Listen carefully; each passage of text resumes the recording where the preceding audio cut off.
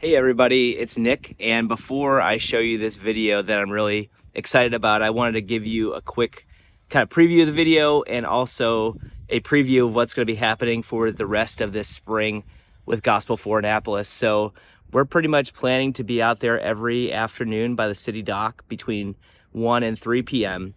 And at 2 p.m., we're going to try to do kind of like a mini service of sorts. So we want to try to make it a little bit more official. So we want to even have some singing and things to hand out to people so they can participate. And that will happen at 2. So if you have any questions about any particular week, feel free to reach out to me. And that is a plan for the rest of the spring. But this conversation that you're about to watch with Hiram was really encouraging, and just a few things I wanted to point out before you watch it. First of all, he said that he's a pastor's kid, so he definitely has experience in the church. And he also mentioned something about church drama, and he didn't describe what that was, but I thought that that was interesting. And he says later in the video that he is not involved in a church right now. So it was a good conversation, and this is just a reminder that there's probably a lot of people like Hiram. Maybe someone like Hiram is your child or your grandchild, and the church hurt experience is the experience of a lot of people, and we have the opportunity to minister to folks like that who are not currently in churches. And that's why I think this ministry is so important, because people like me and others who come and participate can talk with folks like Hiram and encourage him. And my prayer for him is that his network of friends and family would confirm what I was talking about the gospel and about the need to be connected with God's people. So enjoy the video, and hopefully see you in downtown Annapolis. At the very least, thank you for your prayers. So a little bit closer, actually. My name's Nick. What's your name? Hiram. Hiram. Okay. Hiram, what brings you out to Annapolis today? I'm actually here working an event. Okay. Yeah. Sounds good. Hiram, do you have any sort of spiritual or church background? Yeah. My dad was a pastor. I actually grew up Christian all my life, so I still have that belief in there. Yeah. Okay. Sounds good. So, Hiram, what do you believe happens after we die?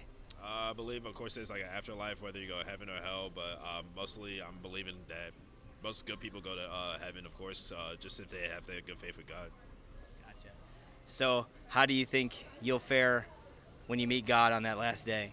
I feel like it'll be a good interaction because like I still have a strong belief in him. I always stay strong, keep his faith, and know that anything that comes to pass will go through him, and just know to trust him when anything happens. Gotcha. So, if I came up to you, Hiram, and I said, how do I know that God will accept me on the last day? What would you tell me in I don't know, in like a short explanation?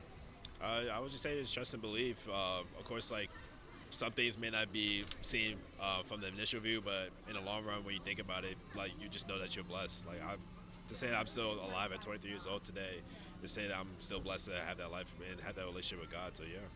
Is today your birthday? No, actually, my birthday was in November, but still to have like 23 years of life is still a blessing. Yeah, man.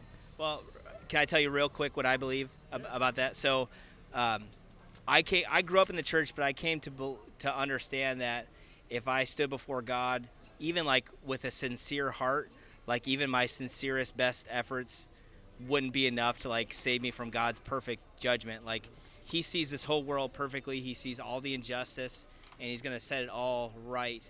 And that includes me. Yeah. So if I stood before God by his perfect standard, I wouldn't make it either. Right. And then I learned that Jesus is the only one who did live that perfect life and die as a sacrifice, the death that I deserve to die. And then he rose from the dead 3 days later. So even though, Hiram, I've broken God's law and I'm not perfect, even though I'm a pastor, like my only hope before God on the day of judgment is that Jesus died for me. Mm-hmm. And it's the same hope for you or anybody else who believes. So it's not like because I'm out here talking to people about Jesus that's going to make me more acceptable. Right. It's more like I know that Jesus took care of it, and now I want to live a life of gratitude to God and tell others about how they can be forgiven and receive God's grace. Does that make sense? Yeah, no, totally. So, like, I really struggled with assurance for a long time because I was like, did I pray the sinner's prayer just the right way? And did I do it did I really mean it? Yeah. And that just it just led to not being certain. And I finally, like out of desperation, I saw that Jesus is the one who gives me that assurance. It's his perfect performance. It's almost like he's got the A plus 4.0 GPA when I like failed, and he did that, and then he wants me to just accept it as a gift, and then I live the rest of my life forgiven because of what he did. I'm adopted into God's family, and when I think about meeting him on the day of judgment, I don't have to fear anymore because my standing right now and my confidence for that day is that he did it all. Does that make sense? So like that's the gospel, and that's what's different than what like many of our neighbors and friends believe. It's like try harder, do your best, and like if we're honest, none of us has done our best. So I don't know. Do you have any thoughts about that? I mean, I just generally, from my point of view, and of course, like seeing others' interactions, I just see it as like, if you trust and believe and know that you're doing things in God's way, then everything will come to pass in God's light, of course. Not to say like everyone who does everything correctly may get into heaven, may not, but at the same time, you just know like if you just trust and believe in Him, like He's gonna stay in your path no matter what. And as far as like the perfect thing, like me personally, I believe like being perfect isn't necessarily possible, especially in God's view too, because He knows like we all make mistakes and everything. Even if Jesus may have died for our sins and everything, at the same time, he even knew that we weren't going to be perfect. We're not meant to live the same perfect lifestyle that he did, but we'll still know that we still trust him, we still follow God's way, and know that he's going to lead us to the light that we have to be. Hiram, do you have a church that you go to regularly? Actually, I don't know. I've been in and out of church just dealing with like church drama and stuff like that, but yeah. I appreciate your honesty. Do you live here in the area, or? I'm in Glen Burnie. Glen Burnie, yeah. Okay. If I could recommend a good church to you, would you be interested in maybe, or do you have like some in mind that you're like, oh, that's where I would go if I went? Not really looking for like a church home, but I'm always like finding ways to stay connected to God always. So, yeah. Well, Hiram, thank you for talking to me today. I appreciate you taking the time. Of course, no problem. All right, God bless you. See you later.